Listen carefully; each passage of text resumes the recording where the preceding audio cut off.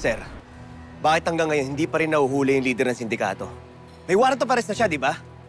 May nagbigay sa amin ng tip na nasa Cebu ang hideout ng sindikatong tumira kay Mang Marcel. Pero nang na-raid na namin yung lugar, wala doon yung leader ng grupo. Malamang nagtatago na siya. Paano nangyari yun? O baka naman di kayo kumilos agad kaya nakataas pa yung hayop na yun? Paano natin siya hanapin ngayon, ha? Sir, ginagawa naman namin lahat ng aming makakaya. Paano kung mabibigyan ng hustisya pagkamatay ng tatay ko? Kung hanggang gayon, pag-aalaga-ala pa rin yung nagpakidnap at nagpapatay sa kanya, ha? Paano? Gerald, mag-usap muna tayo sa opisina.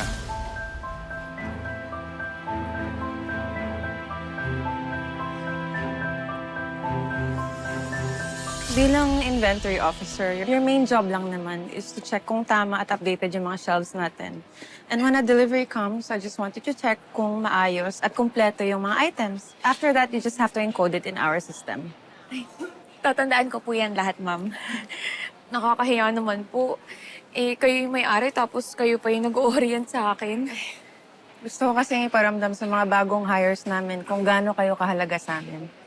Anyway, Olga, welcome to Rodriguez Supermart. Kung may tanong ka, just ask Maki. Siya yung sobrang tangkad. Ay, opo. Nakita ko yun kanina. Thank you po. Okay, thank you.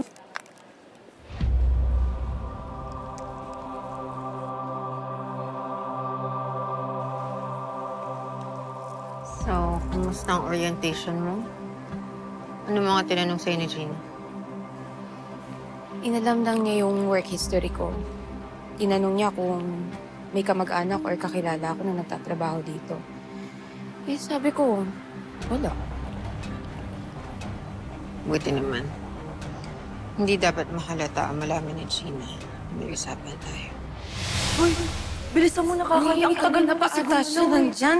Pasensya na. Girl! Sorry, just late na kami. Ang traffic kasi, hello. Hi, Betsy. Ikaw si Olga? Oo, fresh from Davao yan. At ang tawag mo sa akin, Miss Betsy. Hindi tayo close. Naghahanap ka daw ng trabaho? Opo, Miss Betsy. Gusto ko mag-apply ka sa supermarket namin. Pero dapat walang makalam na magkakilala tayo. Dodoblein ko agad ang sweldo mo. Basta, gagawin mo lahat ng sasabihin ko. Naiintindihan mo? Oo, opo, Miss Betsy. Sige po, kering-keri ko po yan. Oo, ano? Sabi ko sa'yo, magaling yan eh.